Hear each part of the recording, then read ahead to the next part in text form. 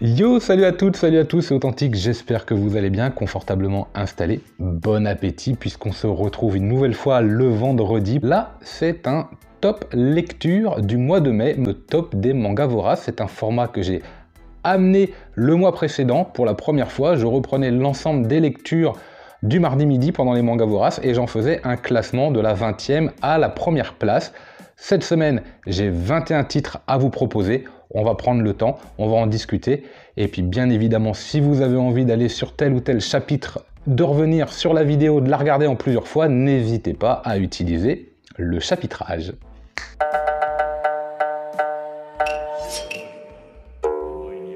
Alors avant de rentrer dans le vif du sujet, c'est la petite partie de la vidéo où je fais appel à vous. Vous le savez, tous les mois, il y a beaucoup de sorties manga et encore plus que ça. Évidemment, on ne peut pas tout acheter. Évidemment, le budget n'est pas extensible, à moins que je gagne ma vie en tant que youtubeur plus tard et que je sache tellement plus quoi faire de mon argent que je peux acheter toutes les sorties manga qui sortent. Non, hein. Même ça, je pense que je le ferai pas. On va se calmer, j'aurai jamais le temps de les lire. Bref, il y avait pas mal de titres à sortir. Certains, je les ai zappés volontairement, d'autres, je les ai pas encore achetés, mais ça m'intéresse. Voici la petite liste. Si vous avez quelque chose à dire sur ces titres, n'hésitez pas à apporter votre pierre à l'édifice dans les commentaires. C'est vraiment fait pour ça, pour discuter. Il y avait donc The Elusive Samurai chez Kana, Sweet Home, Bambi Remodeled, Primal Gods An Ancient Time chez Vega Dupuis, Le Petit Monde de Machida chez Akata, Violence Action qui m'interpelle pas mal, qui m'intéresse beaucoup chez Pika, Dumbbell, Combien tu peux soulever qui m'intéressait déjà et en plus Aide le Fou à apprécier, ça m'intéresse encore plus, hein, parce que j'aime déjà pas mal Kengan Ashura et celui-ci me tentait beaucoup, je sens que je vais craquer. 17-21, one shot que je n'ai toujours pas acquis, mais là vous inquiétez pas, si ça se trouve au moment où vous voyez cette vidéo, c'est déjà fait. Kingyo par les auteurs de Jizo que j'avais beaucoup aimé. Et enfin, un manga un peu what the fuck dans son titre, Le Roi Démon, moi et nos 10 enfants. Chez Pika, j'ai envie d'aller le feuilleter, j'ai envie d'aller voir comment c'est foutu parce que le titre, je le trouve assez drôle.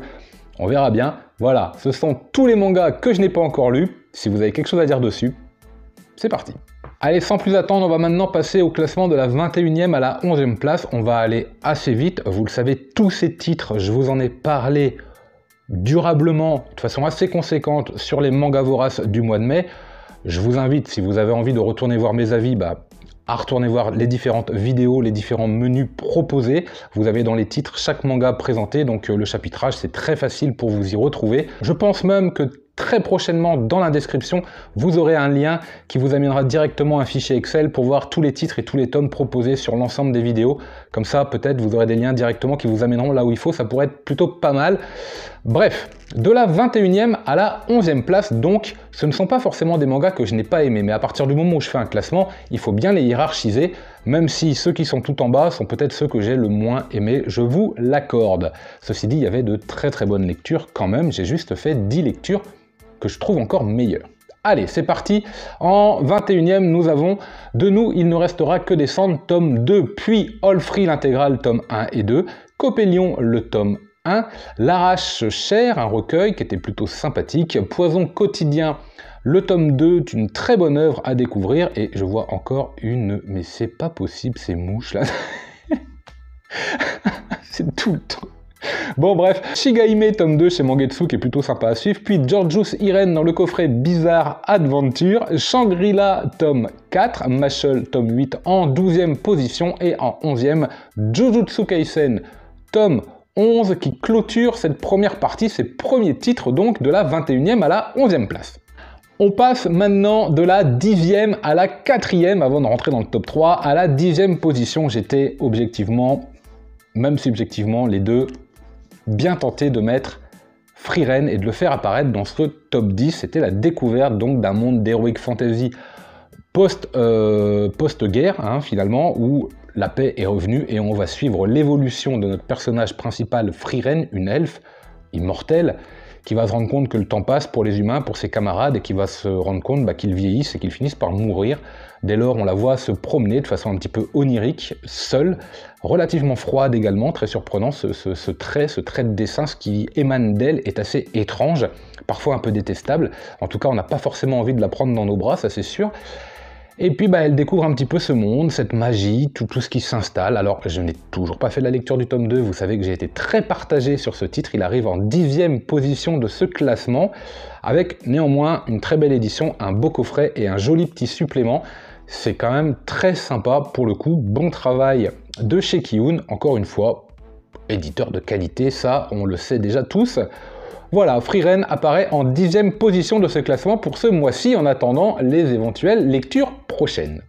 En 9e position, maintenant, on passe sur un one-shot qui sera en fait en 2 volumes, dans lequel je me suis perdu, dans lequel je voulais rester accroché aux pages parce que c'était le seul endroit qui semblait dégager de la lumière et de la vie. Je parle de la boîte lumineuse. Voilà, c'est une espèce de lieu de combini, ouvert 24 heures sur 24, qui va accueillir les âmes égarées qui sont entre la vie et la mort. C'est pour ça que tout autour c'est le néant, qu'il n'y a absolument rien. L'univers de ce manga se résume à ce que vous voyez sur la cover, cette petite boutique qui est ouverte, qui dégage de la lumière, c'est le seul endroit où il y a de la vie. Et c'est une espèce de slice of life de ce petit lieu, donc c'est du slice of life un peu fantastique. Et pourtant, on découvre tout de même ce qu'il se passe dans la vie réelle et le fait que certaines personnes arrive dans ce lieu ou pas. C'est très agréable à lire, c'est chez le Lézard Noir avec un format que vous connaissez bien pour cet éditeur. On passe un bon moment de lecture. Si vous aimez cet éditeur, assurément vous aimerez la boîte lumineuse. Il y aura un 2e volume que j'attends impatiemment parce que j'ai passé un très bon moment, je dois bien l'admettre. 7e position de ce classement du mois de mai. On est sur la malédiction d'un samouraï qui ne peut véritablement pas croiser le fer, avec pas mal de fantastique, pas mal de romantisme, le tout qui s'articule particulièrement bien dans une atmosphère. On ne sait pas trop où on est. La danse du soleil et de la lune, tome 2, on est un petit peu baladé comme ça par l'autrice, on est un petit peu baladé dans sa narration, dans sa façon de construire son œuvre. Et on en redemande, parce qu'on aime ça, c'est bien fait, c'est intelligent, c'est frais mais sérieux, c'est doux et brutal à la fois, c'est concret et fantastique en même temps. Il y a plein d'éléments en contradiction de prime abord qui s'articulent dans cette œuvre et qui matchent bien. C'est une vraie réussite graphique, c'est une vraie réussite scénaristique. J'aime beaucoup. Il est en 7e position de ce classement et il faudrait pas grand chose pour gravir une ou 2 marches encore en attendant le tome 3. C'était un coup de cœur très récent, c'était le coup de cœur de mardi dernier et c'était l'Éden des sorcières tome 3 avec ces sorcières qui essayent de survivre aux humains qui ont été lâchés par la nature et sorcières qui elles-mêmes sont en harmonie avec la nature, qui sont capables d'évoluer, qui sont capables de la faire pousser, qui sont capables de la faire grandir, qui sont capables de cultiver la terre. Les humains chassent les sorcières pour essayer de récupérer leur pouvoir. Les sorcières se cachent des humains parce que les humains vivent, eux, dans un monde apocalyptique, désertique, où les ressources sont très rares. Bref, on passe un moment très agréable de lecture façon l'atelier des sorciers, avec pas mal de noirceur, avec quelques références à Princesse Mononoke au studio Ghibli, notamment avec le familier qui accompagne notre héroïne, et notamment avec la cover du 1er tome. C'est une commande spéciale de Kiun.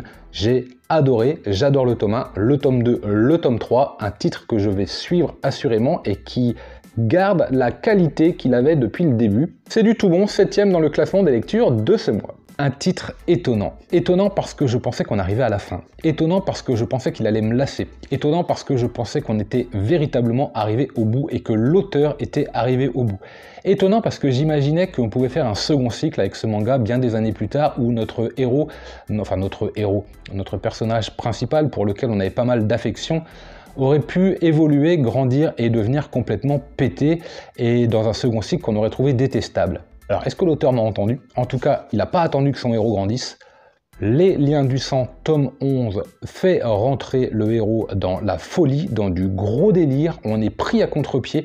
Alors déjà que Shuzo Oshimi nous trimballe dans ses œuvres, ça se lit vite, mais n'empêche que vous êtes perdu dans un véritable labyrinthe psychologique d'émotions, de sentiments, plutôt malsain en général.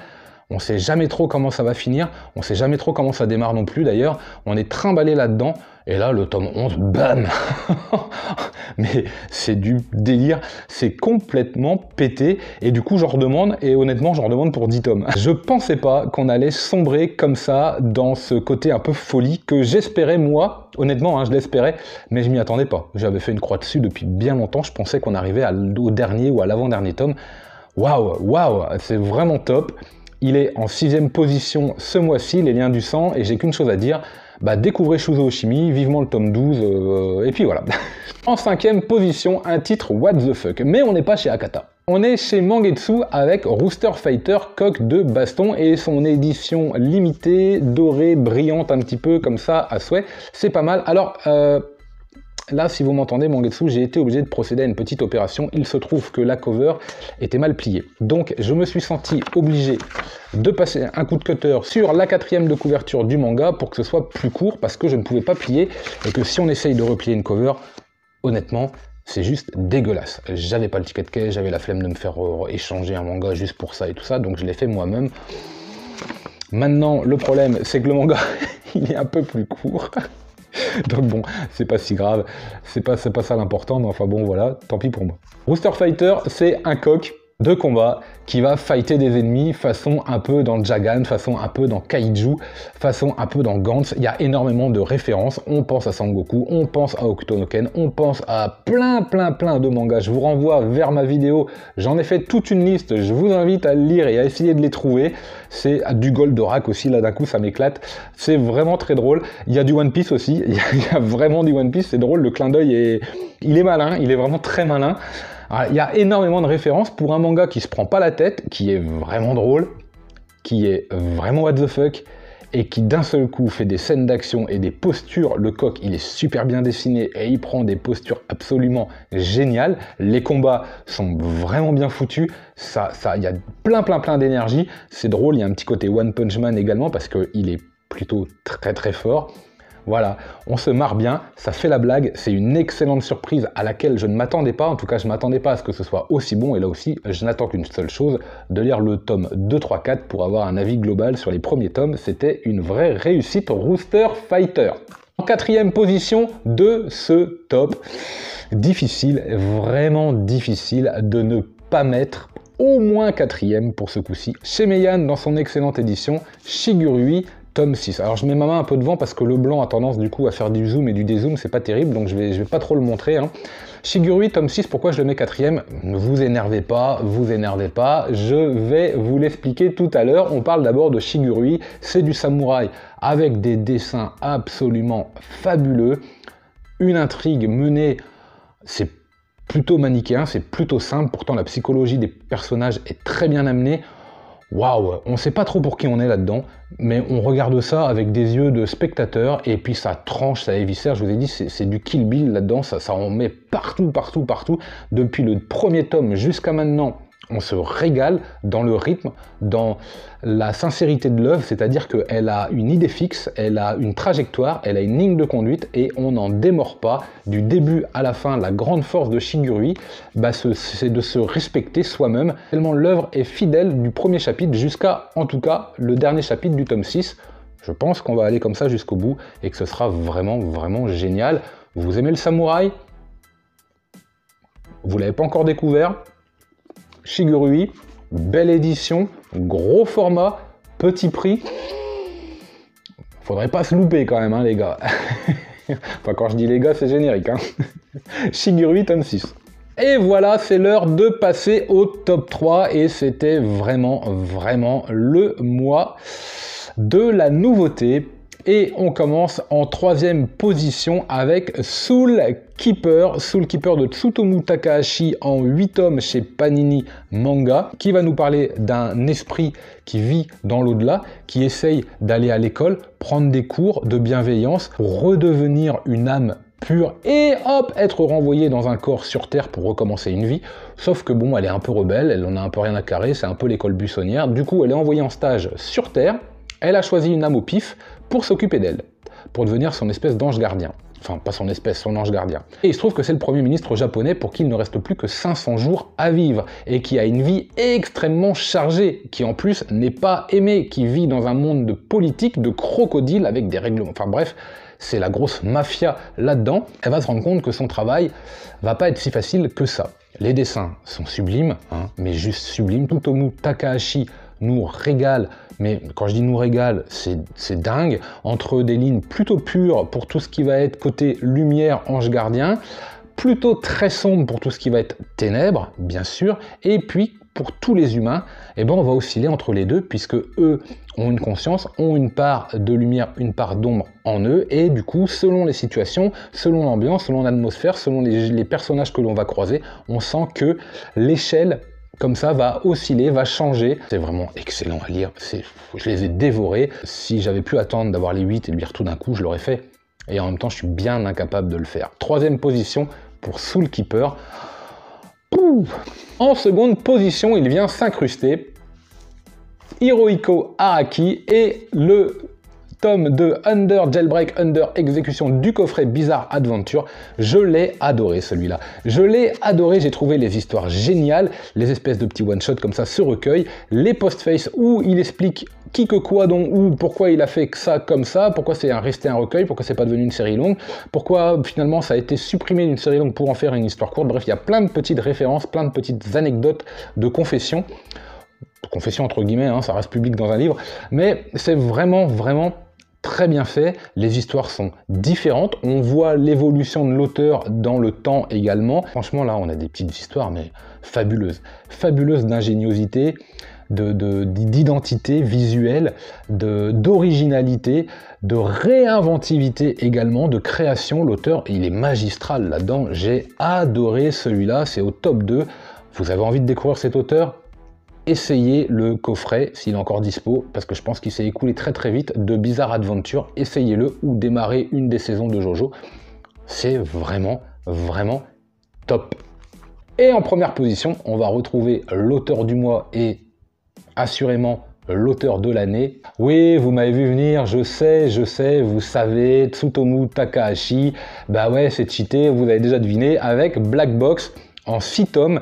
Là, c'est chez Pika. Regardez cette cover qui donne l'impression d'avoir une affiche d'un combat. On a envie de plonger dans le monde de la boxe. On a envie, ça va en découdre, on le sait. Et dès qu'on tourne la première page, en fait, là, le manga commence ici. Dès qu'on va ouvrir le manga, bam, ça démarre. Les dessins sont monstrueux, encore une fois. Les jeux de regard, la finesse des jeux de regard chez cet auteur sont dingues.